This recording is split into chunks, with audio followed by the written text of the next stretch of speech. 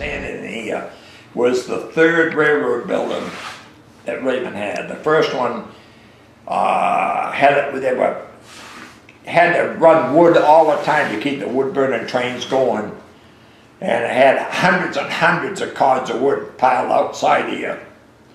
And a wood burning train come in spit some sparks into the firewood, and next morning the railroad station was gone, and so went the wood pile. So then come the fire of '92, and so went the second railroad station. And of course, after the fire, they had to use a couple of rail cars for the railroad to keep their business going until they could build a new station, which this is the one here that they built. So, and she's still a pretty sturdy old girl, you know what I mean? We've had to spend some money on her to keep her going, but makes a good home for us. The train, the engine itself, we all talked about this for a long time, but we never figured we could afford an engine, okay? Just no way we could do it. Well, I had a good friend down in Northampton that dealt in railroad stock. And he said to me, he says, "I'll find you an engine, Steve." I said, "We don't need a big one because we can't afford it." And he said, "Well, you let me look around." So I don't know, somewhat of a month went by, and he got a hold of me and he said, "Steve, I found just what you wanted." And he said, "It's down in Kempton, Pennsylvania." I said, "Wow, how are we ever going to get it to Raymond?" So anyways, he showed me what it was. He showed me the pictures. He said, "It's not a rust bucket. It's not all rotted out or nothing." He said, "It needs some tender loving care," but he said, "It's a cute little engine." And he said, "I'll tell you what I'll do." He said, "I'll put it on a trailer and haul it up to Raymond for you." And he gave us a price which was unbelievable cheap, okay? And he stayed right with us until it was off and unloaded on the tracks out here. And the guy was really a nice guy. He did a lot to help me.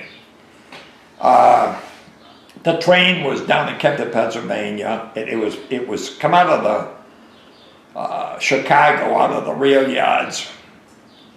And in the early times of the rail yards down there, there used to be a lot of coal burners and stuff like that. The women in the neighborhood and all around that part of the city couldn't hang their clothes up because all the soot coming from those trains were all over everything. Well, the coming of the little gasoline and diesel units, and that did away with all the soot and all that, and they loved them. So this one was used for a good deal of time down there, and finally was replaced by something newer. And it was sold at Kempton, which had a 6-mile scenic railroad down there. And that towed 2 passenger cars back and forth on that 6-mile line for a long time. And then finally the clutches got bad on it. It was going to cost more to repair, so they set it on a siding, and that's where it was found. So anyway, we were lucky enough, so we got it up here.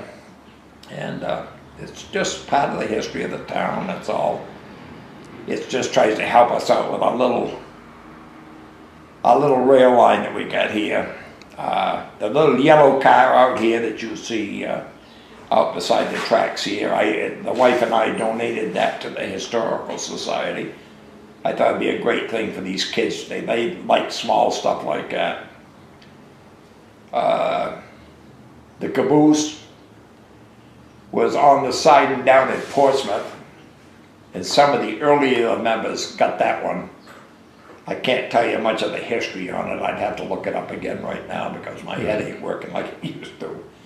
But it was a good find, and it was a New Hampshire piece. Probably at one time I'd even gone on these tracks. Okay, this orange ice car. Most people know what an ice car is. Up the top of the roof at both ends, there's some trap doors. And in the walls are some big fans. They used to fill them up both ends with ice. They used to put the produce inside the car. And down underneath is what's called a drop wheel. there's a wheel that works off the railroad track, the train wheel, that makes a generator go, which operates a fan, which blows cold air into the vegetables. And the Historical Society wanted something that they could use for a storage car, and I decided that one of those great big doors they have on most cars, the girls couldn't open.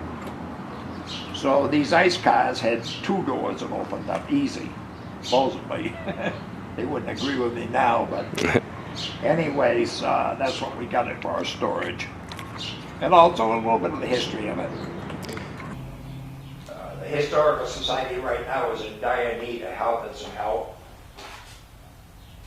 We're doing everything we can to keep it open and keep it going, but if anybody could find a little spare time and would come down here and help us, we sure would appreciate it.